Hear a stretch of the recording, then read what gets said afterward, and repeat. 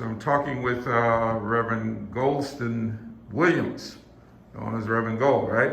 Yeah. Here at Paradise Baptist Church in Providenciales. And he's showing me some of your handiwork besides preaching for the Lord, right? So you do, tell me a little bit about this boat here now, the Daily Gleaner. This boat is a replica Okay, of the boat owned by Sam Gardner and the Real Swan, okay.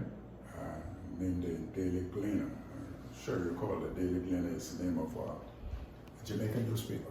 Oh yes, that's right. Yes. Gleaner. Guess what?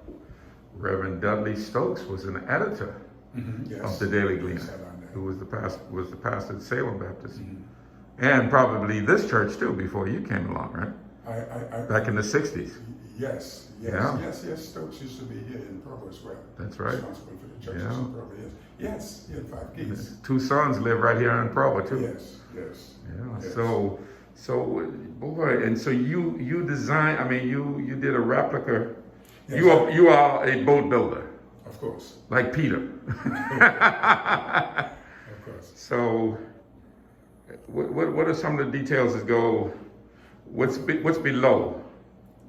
Below, if you look at this boat behind you here, below is where you tote your ballast. Okay, the ballast. Remember, Right. remember you have standing ballast, That's right. and then you have ballast that you throw away. When you're going to sail empty, you have that extra ballast. Yeah. It has And- extra ballast. So, did people sleep below at all? Of course, Okay. people would sleep. This is called the booby hatch. And Okay. some of the crew members would go there, and some would sleep here. All right. Captain and the crew. Yeah. This is the cargo over here. That's where you throw all the cargo. Oh. How is this different from the Haitian sloops? The engine sloop was just like this, you know. Just like that. That's what I Just thought. like Yeah. this, just like this. Same, Yeah. same. Yeah, and this here, if you got heavy cargo that you gotta lift, this is called the button fall, and this would pick up that heavy cargo, put on there, put below. Okay. And this same thing here would pick up the dinghy. When, So it had the dinghy on board. the dinghy is on board of that. I This did is not. below. I have not seen growing up here a boat like this, except Mr. Livingston Swan. And you said this is his brother. This is one of his brother's boats. Yes. Okay.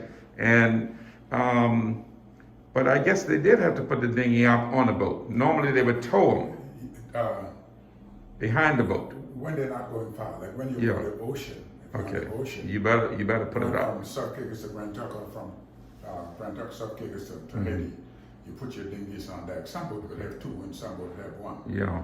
Because when you get in ports like South Caicos and Grand Turks, where the boat may not be able to come alongside the dock, you use the dinghy boat to put your Yeah. cargo. And when you get ready to leave, you pull the dinghy boat up here, and this button forward, hook the dinghy boat, and you pull it out. And then the crew will just grab it and pull it over and lower it down on the deck. Right. This here is the keg, they call it, where you tote the water in. For your water, your fresh water. Yes, to drink and cook with. This is the galley. Okay. This is the skillet pot. And this is the pump that keeps the boat afloat. Okay. Every so often you sail for a while, you hear somebody give orders, say, catch the pump. You know, especially if the boat touch a little pump or something like that, you make sure she spring a leak. That's it. And okay, that's great. You know, my father had a boat called the Endeavor. Okay. It was built by Mr. Algernon Dean right here in Blue Hills. Yeah. And man, I kept telling the seller, I said, why don't you sell it? Why? Nope. He never sold that boat. He just took it to South Creek and just let it. But it was one of the best boats, one of the fastest boats in the regattas in Grand Turk back in the 50s and all that.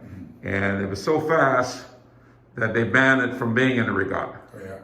And so they would use it as a state boat, you know, for the governor and everybody to go out during the regattas. But the Endeavor is, you ask anybody from Grand Turk as well, some of the older guys, well known there. What is this one over here? This boat here. By the way, I'm sorry, somebody just walked in the room. This is Mr. Willard Swan. We're getting ready to do another film, but it was your father, this was your uncle's boat, right? Yeah. All right. But your father had another big boat that that went to Nassau. And I Well, know it was Uncle Rio's boat when things were going well. Yeah. When things weren't going well, Okay. it was his brother-in-law's boat. Okay. About what year we're talking about here? This is 40s? In the 40s, yeah. This Has to be the would 40s. In the late 50s. Because I didn't know about it. Around mid 50s or something. Late 50s? Okay. So I turned up Victor Phelps. The picture I had of this, we had Victor Phelps on board as a young fella. Okay. Yeah. So you never saw it. You're too young. I mean, you would not have seen it. No, I would. Yeah, never me seen it, too. But they got a picture of this in the environmental center. Oh, okay. And Victor's wife has a picture of it. She loaned me that, so I can get exactly the moon share, the shape of this boat. Yeah. Yeah. And it was such. When I finished, you could take the picture of this and stand up and look at the picture and look at it. Wow, that is wonderful, man. Quickly, this one over here. Now this one here, this is not our class boat. This Yeah, is in between the race boat, traditional land. that keel is too low. Yes. Yeah. There's no way you get across the banks on that. Yeah, this is really a racing. Yes, you're right. Yeah. No way you get across the bank on it. Yeah, This is a race boat. Okay. This one, you notice how shallow the keel is. Yeah. Yeah. Then I was real telling you keel. about over here where you got this ascent turn under here. Uh-huh. That was done so because back in the day when those guys were not able to bring so much liquor, and when they want to bring more than their month, under there can hold like about 2 diggy boatload of stuff. Okay. They stop the stuff there. They don't call it moonshine. What they call it? Something else. They call them moonshine. all Moonshine, kind of- whatever. Yeah. Yeah, and so they would start the stuff there, close the trap floor out, and then we just like they're walking on a normal floor. Wow. And because those fellas who come to inspect the boat didn't know anything about boat, Uh-huh. they never look under there, and when they would leave, they would My take the floor goodness, out. that is really smart. Wow. Okay, so this is beautiful, and now you build actual boats. Yeah. What size? Any size. Any size. Okay. What's the biggest one you built? 32 footer. 32. That's a big boat. Yeah. What size would this have been? And this would have been like 50, some maybe 60. Oh, that's a big boat. Yeah. So Yeah. it went to Dominican Republic and Bahamas and all that. Yeah. Yeah. Yeah. Wow. That's for one mast though. It only had one mast. One mass. Yeah. Yeah, because my grandfather, Parnett, Ned Missick, his boat was the Pawn Hook, and my father was captain. It used to go to Bahamas, but it was a 2-mast schooner. Yeah, they had one Yeah. boat in North Caicos owned by Eustace Duncanson. Okay, Mr. Duncanson. Okay, And maybe some other persons. And that Yeah. one had 2 masts. 2-mast. Yeah, That was just one had 2 masts. because you need some sail. The schooner You would get give that. you more power. Oh, okay. The Yeah, single mast would get you closer to the wind. that's right. Oh, okay. All right. Yeah. And this one, this was the traditional way that most of the boats used to read. Oh, yeah. And our sails, so you can get That's more it, pressure yeah. from it. And then you get the jib up front there. All these little things that is what you call the reef Uh-huh. points. So Yeah. that when you got to tie the sail down, if the weather is really, when it's really too strong, Yeah. well then you tie the sail down. Uh-huh. So when I did this, I try to keep right on the money, you know. Yeah. But this is dead eye blocks that the guys make from Dignabody. Mhm. Yeah. And the jib is when you get in rough sea, you better take the big sail down, right, and keep your jib going. When you get to rough sea, you can take the big sail down. In fact, that big sail would have up to triple reef, Yeah. Yeah. first, second, and the That's third right. reef. Yeah. And Oh, if it okay. gets too bad, well then you have to scud. Uh-huh. And when I say that you cut down all this here, Yeah. and this would remain here, down here, Okay. and all you do is raise the peak. Okay. This is the throat. Okay. The girl. You know, some stuff. Yeah. And this one right here is the peak. So you'll pull this, raise this, and then this would look from this end would look just like a straight sail, Yeah. like that. Okay. And the jib would have a reef, and you know. Man, can you imagine if you can make millions of dollars building those today? These people are going back to that. kind of like the problem though around here with the reefs. I mean, I had a 26-footer Boston whaler, center console.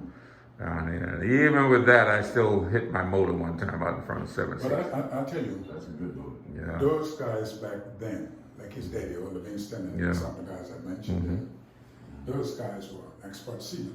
That's right. Because They do. you take Carl and Musgrove and his brother Eustace and others. Those guys would sail those boats among all those shores. And I am still baffled as to how they did it. Like Rocky Point with all those shoals and some of those boats were sharp. They call them carpenters. One person would be here at the tiller steering, and another person would be here. This would be by the chain plate area. This person's going to stand where he can look ahead. And he's going to give order to the man in the stern. To tell him when he's going into a reef. Now the man who's steering, sometimes if he needs another person with him to pull the main sheet, because they'll give you commands like come and come to the wind. The shoulder say you want to come. On the wind that shoulder, say come, and you got to give it the tiller and pull the sheet and let her come as close as you can. And when you get around that, they will tell you take your stern off now. Every command the man up here gives, the one back here got to repeat it. Okay. When the man up on the brass here would say swing, the man on the stern would say swing. When they say come, you say come. When they say spring aloft, spring aloft, spring aloft. When you push the tiller down a little bit, you pull that thing on my sheet, then pull it, then you say take your stern off and you pull the tiller hard up and you jump the sheet, and the person back here, if that's much for him, then the next man will be. You had to do a lot of tacking too. Yeah, but the thing that amazed me was how those guys can maneuver those boats around their shores, and some of them so close. I don't understand it. That was awesome. That stuff is built in. You really, I mean, it's hard to learn that today. I mean, I had to, people had to teach me about these reefs, flying out to West Caicos sometimes, and I'm like, and those guys were such experts that they didn't know you leave from South Caicos and come into Provo or North, and they're way out on the bank, and they can tell you just where they are. In what area they are. If they're off of Bottle Creek Mouth or if they're off whatever, they can tell you that by looking on the bottom. I recall going. We were in Bottle Creek. My father was captain of the Princess Pat, the government yacht, and we were in Bottle Creek, and we were heading back. We had to take a sick guy to South Caicos, and he had to make a decision whether he would come over the banks, or the banks would be longer, but so he decided to go to the north side. Man, that was the roughest sea I ever been in. At that time, I was about 11, 12 years old, and it took all night. That boat rock and roll, and it was like a 50-something foot boat. Princess Pat was a big boat, and my brother Fred and I, and my brother Perry was on there too, and he was in World War II. So but it was that rough. I'll never forget that north side. But that next morning, I know we woke up, we thought we were in heaven, but we just heard the boat rocking with a little water. We were in the port in South Caicos. But I would go in there up in the steering room, and man, he'd be steering that boat with his stomach. And those guys were brave back then. They knew what they were doing. I kept saying, Dad, we're gonna sing. Oh, go sit down. Go. They can feel the weight of that boat in their wrists. When that boat is off, when the boat is light, the man who's steering, he has the weight of that boat in his wrists. Right. Yeah. I sail and steer for a while too, so I know just how you. And I know with the Endeavor too, sometimes we would go to Salt Key a lot of times where my mother was from to spend the weekends with the Endeavor. And he would only go if that wind was blowing real strong. He liked, and man, we out in the ocean and that, she's turning like this, and we're, Dad, the boat is gonna turn over. And he's just looking at her smiling.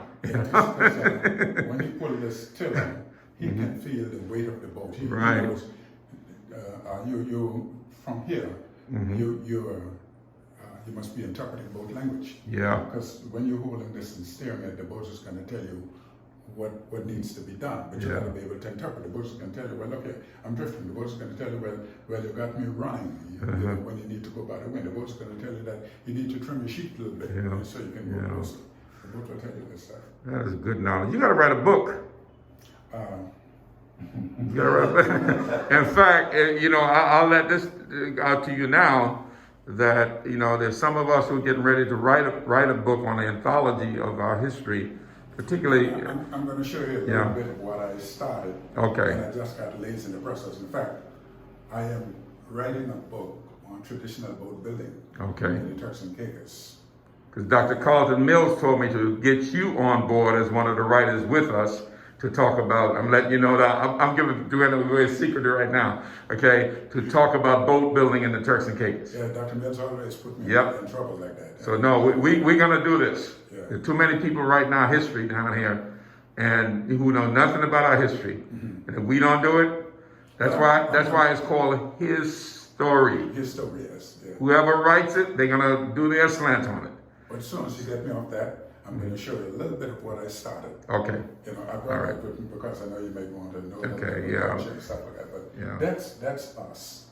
That's us. That's us. Turks and Caicos. But that's us. That's where they came from. That's, now, young people need to know about this. The other day, my nephew called me, and in fact, he sent me a text. And the text he sent me, somebody called him. That person had a little child in school, and the child was asked a question about the Garbage Street plank. And they said, I want you to tell me where the Garbage Street plank is. My nephew is a contractor, but he doesn't build boats, so he doesn't know that. And this is a piece of education for the child. And he told the person, said, I'm going to ask my uncle. My uncle, that's what he does. And so I saw the text, and I responded and told him where the Garbage Street plank goes. Tell me. Huh? Tell me. If this boat is laying on this side, that is the plank the closest to the key, right under the very closest to the key. That's Garbage Street. And what's it called? The Garbage Street. Garbage Street. Yeah. Some people call it. How do you spell that? G-R-B-O-R-D. The Garbage. The Okay. Garbage plank. Some people call it just a Garbage plank. I'm being educated here. Even though I was, you know, we sail a lot. It seems to me that the Orlando wasn't as stocky as this boat, as the Guyana. That she was a little thinner. Yeah. Yeah. This is a big boat. This boat here is if you go and measure the length of that boat here, I don't know if all those guys would follow that, but you take like a third of the length. When I'm building a race boat, I take a third of the length, and that would be the width, so you can get buoyancy. So when you head stays to sail, she got something to fall on. That's where we would do that. Wow. Yeah. This is amazing. I definitely got to come back and you live in North Caicos? No, I live here in Provo. You live in Provo, but but where would you build your boat? Where do you build your boats? Here. Right here in Provo too? I build boats here. I build some boats in North, and this is a picture of one of them I built. I know Mr. Alexander and them built down in Blue Hills, right? Yeah. Now that's a picture of one that I built. Oh man, you did that? 30 foot a yard. Wow. Yeah, that's a picture of one that I built. I need to talk to you, man. You're talking about you know, the thing to say about a boat. I mean, I had to get a boat. You know, I had to get a boat. It's in my blood. You know, mystic blood, and I had to get a boat. But I tell you, the best thing about buying a boat is when I bought it and when I sold it. that boat there. This isn't any longer my boat though.